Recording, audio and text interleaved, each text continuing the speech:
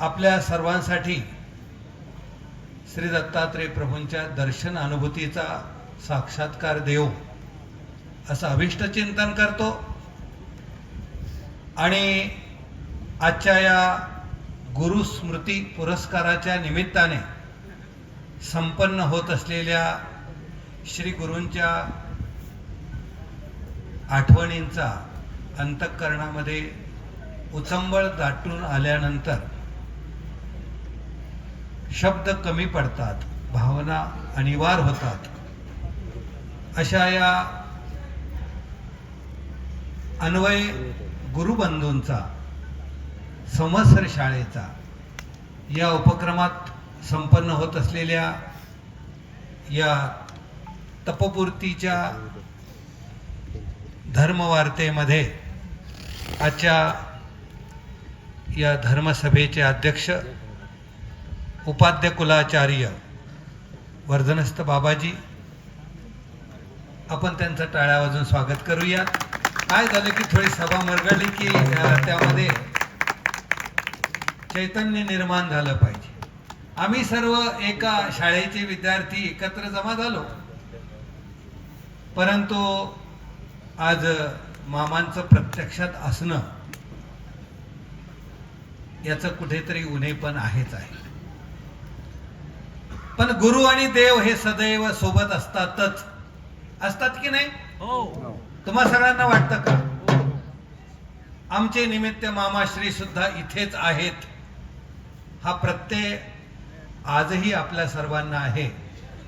कासवी मातेचे न दृष्टांते मामाश्री आपल्या सर्वांचं अभिष्ट चिंतन करतायत आणि खास करून आजचा दिवस मामांचा माहेरी येण्याचा, संवत्सरच्या आश्रमात यात्रेच्या निमित्ताने येण्याचा असतोच, तो आहेच आहे। त्यांना अभिवादन करतो। ज्या मातीमध्ये बाबांचं जीवन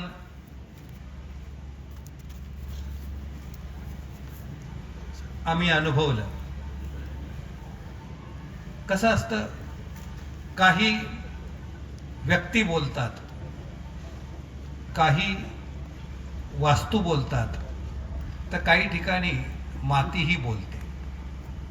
आणि म्हणून या आश्रमची माती, या आश्रमचा कण न कण इथे बोलत असतो, वेगवेगळ्या रूपाने बोलत असतो, अनुभवत असतो। आणि तो अनुभव अनुभवण्यासाठीच आम्ही सर्वजण या गुरुस्मृती पुरस्काराच्या निमित्ताने या मातीला अभिवंदन करण्यासाठी, या मातीला कपाळी लावण्यासाठी, आमची परंपरा आहे ज्ञान परंपरा। मार्गामध्ये प्रवेश केल्यानंतर अगोदर या सगळ्या गुरुकुळाला दंडवत घालण्याची, आणि त्या ज्ञान परंपरेचे आम्ही पाईक आहोत। त्या शाळेचेच कार्याध्यक्ष म्हणून आज आपल्या सर्वांना व्यासपीठावर अधिष्ठित असलेले कवीश्वर कुलाचार्य कणाशी निवासी श्री खामणीकर बाबाजी यासह विशेष अभ्यागत म्हणून आपल्या सर्वांमध्ये लोणखड्या निवासी पातुरकर बाबा उपस्थित आहेत। आणि आजच्या सर्वोच्च कार्यक्रमाचा सन्मान श्री गुरु स्मृती पुरस्कार, या पुरस्काराचे मानकरी माझे गुरुबंधू आणि आपल्या खानदेश रत्न, त्यातल्या त्यात सांगवी गावाचं आराध्य दैवत असलेलं राजदर बाबा मराठे यांच्यासाठी आपण टाळ्या वाजूया। कारण तो आनंद शब्दातून, कृतीतून, भावनेतून व्यक्त केला जात असतो। कधी कधी शब्द अपुरे पडतात, तेव्हा भावनेला कुठेतरी डोळ्यांच्या माध्यमाने सुद्धा व्यक्त होता येतं। या व्यासपीठावर असलेली सर्व आणि समोर असलेली कुठे ना कुठेतरी या शाळेशी जोडल्या गेलेली आहेत। अन्वय कधी गुरुबंधूंचा असू शकतो, अन्वय कधी गुरु निमित्त उपकारांकांचा असू शकतो. माझा अनुभव असा आहे की माणसाच्या जीवनाला जेवढा आकार गुरु देतात त्यापेक्षाही जास्त गुरुबंधू देतात. कारण गुरुबंधू हा माणसाच्या जीवनातल्या बरोबर उणीवा दाखवून देत असतो. गुरु हे शिष्याच्या उणीवा दूर करण्यासाठी अभिष्ट चिंतन करतात, जे आमच्या बाबांनी आमच्यासाठी केलेले. आम्ही घडलो म्हणजे काही शिरसाळा नव्हतोच. इथे येणारा सगळीकडे पास झालेला संवत्सर शाळेला यायचा, अशी त्या काळातली एक म्हणजे मान्यता होती की ज्यांनी सगळ्यांनी सोडून दिलं, सगळा आश्रय तुटला. एकमेव आश्रय होता तो म्हणजे संवत्सर शाळेचा आणि श्री गुरु सन्निधानाचा आणि मामांच्या कूपकाठीचा. माणसाच्या जीवनाला आकार येतो तो या पद्धतीने, जो आम्ही अनुभवला. कापूसतळणीकर महानुभावांनी कवट सांगितलं, त्याचा उत्तरार्ध नाही सांगितला. बाबाजी म्हणजे कवट तर पडायचं, पण ते बाबा असताना जाऊन पळून धरण्याची हिंमत किंवा पकडण्याची हिंमत नव्हती. आजही या शाळेतला विद्यार्थी,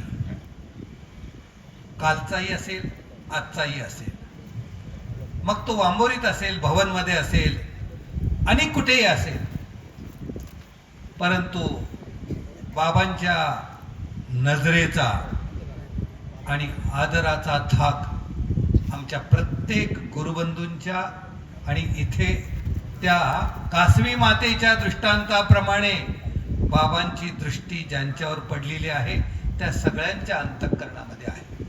आजही आम्हाला वाटतं की निमित्त आमच्या सोबत आहेतच. तुम्हाला वाटते की नाही मला नाही माहिती, पण गुरूंचं माझ्यावर अनुसंधान सांधलेलं आहेच आहे. ते सदैव असतंच. त्याचं स्मरण व्हावं, एका पिढीतून दुसऱ्या पिढीत संक्रमण व्हावं, त्या संक्रमणातून आपल्या सर्वांचा उद्धार व्हावा, हाच एकमेव उद्देश आयोजक, नियोजकां, प्रयोजकांचा असतो. असं काय दडलेलं आहे त्याच्यात? प्रत्येकाला आपला गुरु प्रिय असतोच, प्रत्येकाला आपला परिवार आवडता असतोच. तरीही प्रत्येक संस्थेचा, प्रत्येक शाळेचा एक वेगवेगळा अनुबंध असतो, जो आम्हालाही आमच्या संस्थेचा हेवा वाटणारा अनुबंध आम्ही अनुभवलेला असतो. मग तो खोडक्या आणताना असो, इथे ढेपा मार्गात उतरवताना असू द्यात, म्हणजे व्यापार असू द्यात, म्हणजे सेवा असू द्यात, किंवा सन्निधान असू द्यात. कारण ज्ञान, अनुसरण, सेवा आणि सन्निधान हे 4 प्रकारच्या अग्नीतून जेव्हा माणूस तयार होतो, त्याच माणसाचा जीवनाला व्यवस्थित आकार येतो. ते 4ही प्रकारचं सन्निधान आम्हाला मिळालं. बाबा आजही आम्हाला दिसतात पडवीत बसलेले. कवट उचलण्याची हिंमत नाही झाली, तेवढीच हिंमत आजही अन्याय राहतो नये ते पाहतातच आहे. ही आदरयुक्त भीती इथे उपस्थित असलेल्या प्रत्येक या सर्वांच्या मनामध्ये आहे, याचा आम्हाला सार्थ अभिमान आहे. असं केव्हा होतं? असं सहजासहजी होत नाही, एकाएकी होत नाही. त्याला खूप गुरूंकडून अभिष्टचिंतन असावं लागतं. आम्ही सर्वसामान्यपणे आता शिष्य गुरूंच्या हाताला धरू पाहतात. प्रत्येकाला असं वाटतं की नाही, पण आमचं तसं नाही झालं. आमचा हात गुरूंनी धरला. बाकीचा कथानकाचा प्रसंग तुम्हाला मी सांगणार नाहीये, पण जेव्हा निमित्त गुरु उपकारक सुहृद जेव्हा आपला हात धरतात, मामाश्रींनी माझा हात धरून मला खोऱ्याने टोपल्यामध्ये माती कशी भरायची हेही मी मामांकडून शिकलेलो आहे. लाकडं कशी फोडावीत याचंही परिज्ञान याच मातीमध्ये गुरुबंधूंसह मामांकडून आम्ही शिकलेलो आहे. आपलं काम आपलं स्वतः करावं न सांगता आमच्या निमित्ताने आमच्या श्री गुरूंनी आम्हाला शिकवलेलं आहे. मला कळतं, मला चांगलं आठवतं की मी जवळजवळ 1.5 तप इथे काढलेलं आहे. थोडं थोडं का नाही, 1.5 तप म्हणजे 1978 ते 92 असेल, एवढा कालखंड माझा इथे गेला. आणि तिथल्या शब्दांमध्ये बाबांचा काही ठराविक शब्दांचा प्रयोग आपल्या सर्वांना ज्ञात आहे. बसका. बसका हा शब्द जर आमच्या कानावर आला तर पाणी पाणीच झालं पाहिजे. असं का की अमृत कळा वाढल्याच पाहिजेत. यापेक्षा तिसरा शब्द लय फार मोठा दुर्मिळ आमच्या वर पडायचा, पिसाट कुठले, तो कधीतरी पडायचा पाऊस, पण तो पडला की आम्हाला उकळ्या फटायच्या. म्हणजे त्यांच्या तोंडातून निघालेला, म्हणजे आम्हाला कधी बाबा रागवलेले दिसलेच नाहीत. इथे बसलेले सगळे सांगतील. एकदा महाभारताचा प्रसंग सगळ्यांना आठवत असेल तर तो आठवत असेल. महाभारताचा म्हणजे मंदिर उद्घाटनाच्या वेळेसचा. तिथे बाबांचं आम्ही ते एक वेगळं रूप पाहिलं. बहुतांशी गुरु हातोडीने म्हणजे शस्त्राने मूर्तीचा आकार देत असतात, पण असा मी गुरु माझ्या तरी पाहण्यात, म्हणजे मी ज्या ज्या गुरूंना पाहिलं, मी ज्या ज्या गुरू, आताही माझ्याकडे खूप गुरु आहेत. मलाही दत्तात्रय प्रमाणे 24 गुरु केले असतील तर मला आजही मी आमच्या शिष्यालाही कधी कधी गुरु करून घेतो, कारण त्याला तिकडून मला काय ते शिकायला मिळतच की. परंतु या सगळ्या गुरूंपेक्षाही बाबांच्या मधला जो एक वेगळा गुण मी पाहिला तो म्हणजे अबोल, काहीही न बोलता, काहीही न बोलणे ही सर्वात मोठी शिक्षा असते. तुम्ही अनुभवून पहा. बाबांचं फक्त स्मित हास्य न मिळणं, खालून बाबांनी दंडोत करावा, आम्ही दंडोत करा, बाबांनी नुसता दंडोत म्हणा, कधी तर दंडोत ऐकायलाही यायचाच नाही. आवाज याचा बाबांचा तो फक्त पोथीचाच, ब्रह्मविद्या शब्दाचा. मला ते आठवतं की मी वाचणी घेत होतो, कधी मला नाही वाटत की बाबांकडून पक्ष्यांची वाचणीचा घोक कोणाला मिळाला. आम्ही भाग्यवान होतो.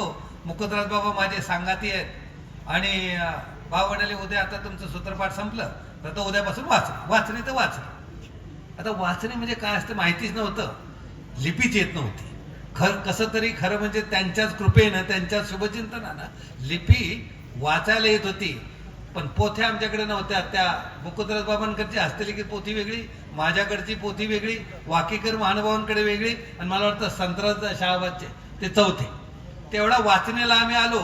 मुद्दा मला फक्त एवढाच सांगायचं की गुरु जीवनामध्ये कसा असावा. वाचणीसाठी दुसऱ्या दिवशी बसलो. बाबांची पोथी एकदम छोटी होती. बाबा, आता आम्हाला लिपी चौघांना, मला तर नव्हतीच वाचता येत. ती पोथीच अशी होती हस्तलिखित की मला ती काय अक्षर कळायचंच नाही.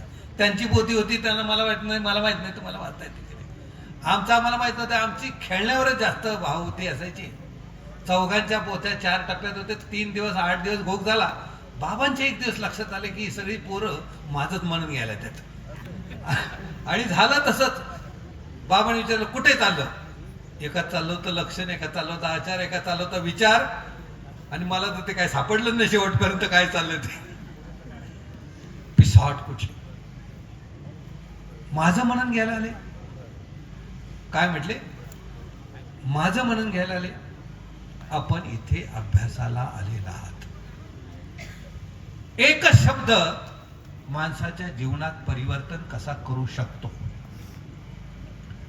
पुढे तर काही मिळालंच नाही. पुढे ते घोक, आम्हाला तो कोरडा घोक मिळालाच नाही. परंतु त्या एका शब्दाने जीवनात परिसाचा स्पर्श लोखंडाला झाला आणि सोन्यात रूपांतर झालं. असं कधी होतं, जेव्हा त्यांच्याकडून प्रसाद असतो. आषाढी एकादशी होती, प्रसाद वंदनाला जायचं होतं. यादी झाली मोठी, पण 40 विद्यार्थ्यांची, पण बाबांपुढे जायचं कोणी? इथे पदवीपर्यंत जायचं कोणी? जयत्रथांचं नाव सांगितलं, आम्ही पहिलं नाव त्यांचं टाकायचं. काम खोटं काय असलं किंवा काय तोफेच्या तोंडी जायचं असलं की आमच्यातले म्हणजे मॉनिटर मी त्या पहिल्या टप्प्यात मीच होतो. आणि असायचं की तोफेची तोंडी असा काही बकरा द्यायचा की ज्याचा बळी गेला तरी काही झालं नाही पाहिजे आपल्याला. आणि असंच व्हायचं. जयत्रथ बिचारे सगळ्यात गरीब प्राणी, कोणी नाही पाठीमागं काय नाही. आणि मग त्याचं नाव पहिले लिहायचो आम्ही. दोनदा असा प्रसंग झाला, दुसरा प्रसंग सांगण्यासारखा नाही, नदीवरचा होता तो. आणि मग नाव लिहिलं, 40 जण उभे केलेले पडवीच्या पुढे. आणि बाबांनी यादी वाचायला फक्त पहिलंच नाव, आम्हाला त्यांची खाऊन माहिती, गुरुला शिष्याची आणि शिष्यालाही गुरुची प्रवृत्ती आणि मनोवृत्ती सांभाळता आलीच पाहिजे. ती खावणी असते, ती खोतखावणी असते. ती खोतखावणी ज्या शिष्यांना कळाली, ज्या गुरूंना कळाली की आपला शिष्य कशात बरोबर तयार होऊ शकतो, कुठे कमी पडतो आहे, कुठे त्याला योग्य करायचं आहे, हे गुरूंनाही कळतं आणि शिष्यांनाही कळायला पाहिजे. आणि झालं तसंच. जसं फक्त नाव जयत्रथ दादांचं झालं, तर ते नाहीत म्हणून मला सांगण्याचा मोह झाला, नाही तर मी त्यांच्यासमोर सांगू शकलो नसतो. कारण मी ते बी माझे ज्येष्ठ गुरुबंधू आहेत आणि त्यांनी जी साधना केली होती. आज ह्या म्हणजे 6 जणांचा जो अंतःकरणामध्ये उजाळा दिला या गुरुस्मृती पुरस्काराने, ती सगळी माझ्यापेक्षा वडील होती, ज्येष्ठ होती. मार्गनिष्ठा, गुरुनिष्ठा ही सांभाळणारी ही पिढी आहे की ज्यांनी या परमार्गाच्या साठी हाडाची काढं केलेली आहेत. इथल्या मातीतला जो आकार आहे, इथं जेवढं उंच टेकाड होतं ना, इकडे खूप खाली, ही सगळी माती फक्त आज्ञा म्हणून करायची. गुरु रणु गंतव्यम या माज्ञेने जेव्हा आम्ही जीवनाचा पाया रचला गेला, त्याच वेळेस हा सर्व आपल्याला दिसतो तो आकार अनुभवता आला. आज माझ्या माहितीप्रमाणे घोक कोणी धरत नाही, घोक कोणी धरत नाही. ऑनलाईन कदाचित आपण सगळेजण श्रवणही करत असतात, पण ब्रह्मविद्या शास्त्र हे गुरुमुखाशिवाय सबिजत्वाने अंतःकरणामध्ये उमटतच नाही. उमटलं तरी ते प्रतीतीला येत नाहीये, आणि प्रतीतीला आलं तरी अनुभवाला येणार नाहीये. ही काळ्या दगडावरची रेष आम्ही या मातीमध्ये अनुभवली. एक शब्द सुद्धा त्यांच्या मुखातून निघालेला त्रेताप निववण्याचं सामर्थ्य त्याच्यात आहे, लक्षात ठेवा. कारण अधिकरण जे बोलतात ते बोलत नाहीत, ते अदृष्ट बोलत असतात. आणि म्हणूनच बाबांच्या जीवनातल्या वेगवेगळ्या पैलूंमधून त्यांच्या मुखातून निघालेला परावाणीचा शब्द आजही या सर्व, माझ्या माहितीप्रमाणे आम्ही यादी केली होती मागे एकदा, म्हणजे आजी माझी विद्यार्थी संमेलनाच्या वेळेस म्हटलं तरी 450-500 1200 विद्यार्थी. आतापर्यंत जर आपण धरलं मामांच्या मुखातून आणि बाबांच्या मुखातून निघालेल्या अधिकाऱ्यांची जर गणना केली, तर विद्यमान या ज्ञान परंपरेमध्ये संवत्सरच्या बाबांच्या मुखातून झालेले अधिकारी आणि मामांच्या मुखातून मिळालेले शास्त्राचे अधिकारी हे या परमार्गामध्ये विद्यमान तुम्हाला प्रत्येक गावात, प्रत्येक भागात, प्रत्येक परिसरामध्ये सगळीकडे तुम्हाला दिसतील. त्याच्यातल्या आपल्या राजधर बाबा मराठे यांचा सर्वोच्च सन्मान आज संपन्न होणार आहे. असं होत नसतं. हा व्यक्तीचा सन्मान नाही आहे, आजपर्यंत झालेल्या प्रत्येक व्यक्तीचा सन्मान नाही, तो सन्मान आहे श्री गुरूंच्या स्मृतीचा पुरस्कार आहे. आणि तो माझ्यासारख्याला मिळणे, इथे बसलेल्या प्रत्येकाला तो मिळालेला आहे. इथे बसलेल्या प्रत्येकाला तो मिळाला आहे. कुठल्या ना कुठल्या रूपाने तो प्रसादच आहे. आम्हाला नाही बाकीचा काही प्रसाद मिळाला. मला फक्त एकच शिक्षेचा प्रसाद मिळाला, तो म्हणजे आपण इथे अभ्यासाला आलेला. बस तोच जसं श्री प्रभूची थाप चिंती, तशी थाप आमच्याही जीवनामध्ये एक शिक्षापणाची आहे. बाकी तर सगळं त्यांचंच आहे. त्या शिक्षेनेच आमच्या जीवनाला आकार आलेला आहे. ज्यांचा तो आज पुरस्कार वितरण समारंभ होत आहे, आर्य नागर, हे जे सगळं वैभव आहे, नागपूरपासून ते खानदेशपर्यंत, दिल्लीपासून गल्लीपर्यंत हे जे वैभव आहे महानुभावांच्या, त्या बाबांचं नाही, आम्ही समजतो हा सगळा प्रसाद बाबांचा आहे, समर्थरच्या बाबांचा आहे. तो प्रसाद आम्हाला मिळाला, आम्ही तो वाटतो आहोत. वाटल्याने कमी होत नाहीच आहे, परंतु तो कसा मिळालेला आहे? त्या गुरुच्या प्रसन्नतेने मिळालेला आहे. आणि ती प्रसन्नता आज आम्हाला प्रसादाच्या रूपाने अनुभवायला मिळते. वेगवेगळ्या पद्धतीने तो प्रसाद आजही आम्ही अनुभवतो. इथे आल्यानंतर आम्हाला तो प्रसाद विद्यमान महंतांच्या समागमातून, श्री मामाजींच्या सन्निधान सामर्थ्यातून किंवा त्यांच्या अभिष्ट चिंतनातून आम्हाला जो मिळतो तो सगळा कोणाचा आहे? श्री गुरूंचा प्रसादच आहे. आणि त्या प्रसादातलं महात्म्य त्यांच्या चिंतनात आहे. गुरुनिमित्ताची कूपकाठी ही कायमची असतेच असते. मला आठवतं की मामा आणि तरडगावचा आश्रम, अजूनही काही 4-2 ठिकाणं आहेतही, पण बाबा ज्या प्रसन्नतेने आपल्या शिष्यांना पडताळण्यासाठी येत होते, अशा मोजक्या जाग्यापैकी मीही तो एक भाग्यवंत शिष्य आहे की ज्या मंदिराच्या उद्यापनाच्या निमित्ताने बाबा अत्यंत प्रसन्नतेने त्या कार्यामध्ये सहभागी झाले. तो अवसर, तो प्रसंग आजही आमच्या डोळ्यापुढे आहे. असं कधी होतं? असं प्रत्येकाला वाटते की नाही की गुरु आमच्या घरी यावेत, प्रत्येकाची भावना असते. परंतु ते माऊली पण श्री गुरूंकडून मिळालं, त्यांच्या आप्तृत्वाने मिळालं. तो प्रसाद आमच्या सर्वांच्यासाठी आहेच आहे. ते दायपसाय आमच्या जीवनात सदैवपणे स्मरणात राहील आणि या मातीची असलेली